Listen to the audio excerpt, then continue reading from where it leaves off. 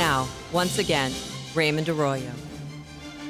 Welcome back to The World Over Live. Tim Busch is a wildly successful businessman. He runs a chain of hotels. He's founded a resort in Napa, a law firm, a winery, and more recently, something called the Napa Institute, an annual gathering of Catholic leaders, clergy, and lay people for a very specific reason.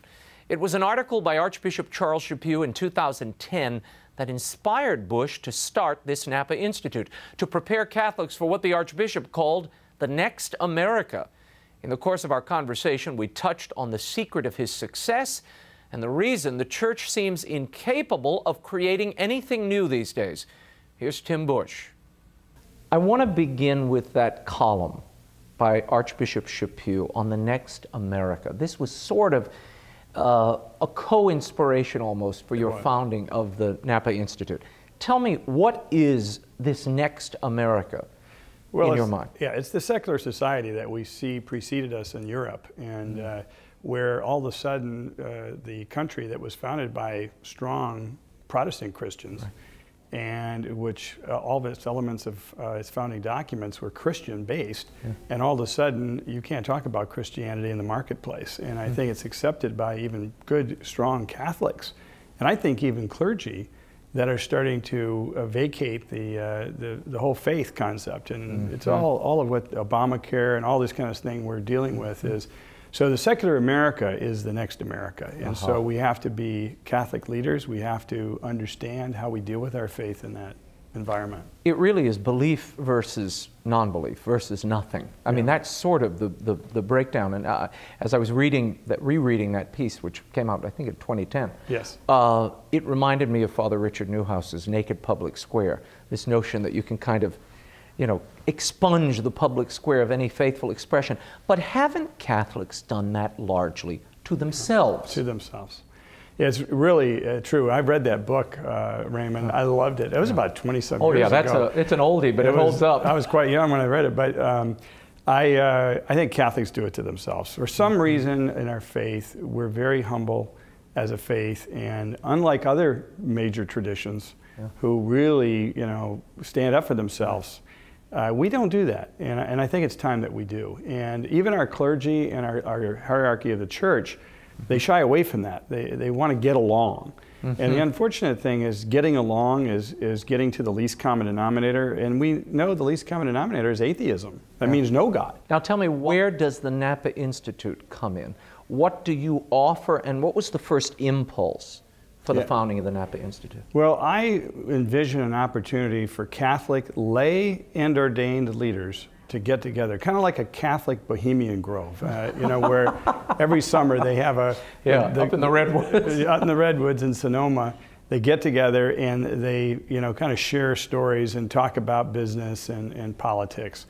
And this obviously is focused on the Catholic faith. And it's actually been quite well received in the first few years. This year will be the biggest ever. We'll have over 300 in my opinion, but we've got presidents of Catholic universities, presidents of movements, founders of movements, business people, legatus representatives, as well as a whole host of bishops. And we have two cardinals coming, Cardinal James Harvey from the Vatican, and Cardinal Levada, who was the highest ranking American ever in the history of the Church as a prefect of the Congregation for the Doctrine of Faith. So it's a really got three prongs. One, academic study. Two, social, wine and food, cigars. That's where really the opportunity to exchange ideas, and then very strong liturgy and spiritual direction. We actually build a church because the chapel is too small. We have a permanent chapel, as you know, and we have permanent adoration going on in the chapel. But then we have in the cave, in the back, we have a cave that's dug out, and it's really cool. And we set that up as a permanent church, and there's where the main liturgies go on. Wow. Now, that cave serves multi-purposes. It does. I've been to this fantastic resort, Meritage Resort. And it is home to your line of wines. Yes. Now, tell me about that, because years ago when you first mentioned this to me, I thought, you know, this is a very clever way we often hear people talking about the new evangelization to the point where, frankly, I don't know if they know what the new evangelization is. But it seems to me this is a great vehicle of the new evangelization? Because it comes at you without you really seeing it. Yeah, and I think, as Pope Francis tells us, we need to meet people where they are. If 22% of the people are going to church on Sunday, that's not where the Catholics are.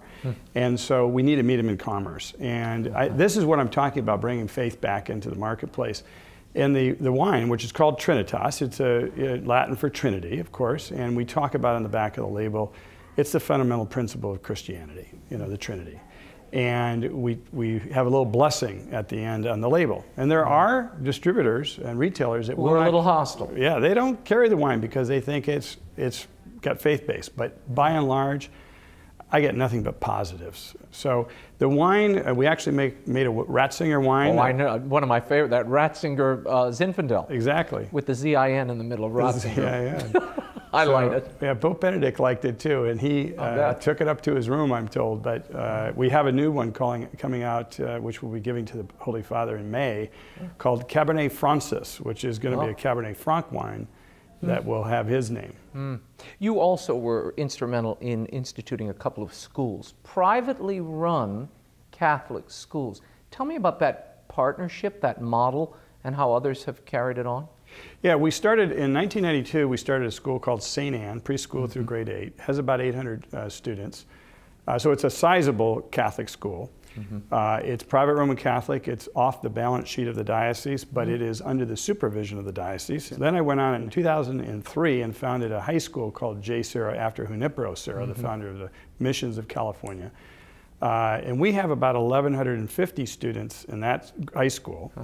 It's a fabulous facility. And how did this start? Where did this come from, this notion of starting the school? Was it personal? Yeah, it was personal. My wife was looking for Catholic schools in South Orange County where I live, and they just hadn't, that's a newly populated area at the time. And they just were old, run down. Facilities were typical, we see, built back in the 50s and not maintained. So I said, it's like sending my kids to a prison. I said, why don't we found something that's decent? And so we started, and within 57 days we had the school formed. So it was no big strategic plan. We'll study it for 5 years and think about it. We just went out and did it, and relied on the Holy Spirit to provide, and He did. And the school started up with about 130 students, and like I said, has about 800 students. You said something there I don't want to miss, and it's something that I personally think ails not only those in the church, but those in the secular world as well. That entrepreneurial spirit, you said, we went out and we did it. We just did it. Do you think that becomes a hobbling approach when the first instinct, it seems, of so many companies, and certainly the church, is we got to get a committee, then we got to get a larger committee, then we need to get some consultants, then we have to do, then we'll do some project, the survey, and we'll figure it out, and then we'll flow charts, and that. As Mother Angelica said, by that time you forget what God asked you to do. Yeah. Is there a way around that? And do you think things are turning around? When people call me, because this has been copied throughout California and actually throughout the nation, I get calls all the time. And what I tell people is, I can sit here all day long and tell you what to charge for tuition and how to make the mission the center of the school and all that. But the most important thing you must have is faith. And you must not have fear. That is an influence of the devil. And this is why corporate America, and frankly the church, is unable to create anything new, because we're not risk takers. People that are risk takers get fired. Nobody wants to be fired. And so entrepreneurs, that's why they get the big bucks, so to speak, or why they have great success, is because they take huge risks. And they're not afraid. And they're not afraid. And sometimes it doesn't work out. But you've got to rely on the Holy Spirit, and you've got to focus on prayer. And like Mother Teresa always did, when problems surfaced, head into that adoration. Into the chapel. Go into that adoration, get in front of the Blessed Sacrament and say, okay, now what? Now what? And the answer will be given to you, the grace will be given to you. It happened to me every single time. We were doing a conference this fall here at Catholic U on economics. We've been involved with the formation of the Catholic University of America, a new business and economics school, and trying to reconcile Catholic social teaching with free markets. Because the only way to save poor people is through economic. Give them jobs so they have respect and dignity. Teach them to fish, not give them fish. How do you reconcile that with what Pope Francis recently said in his exhortation?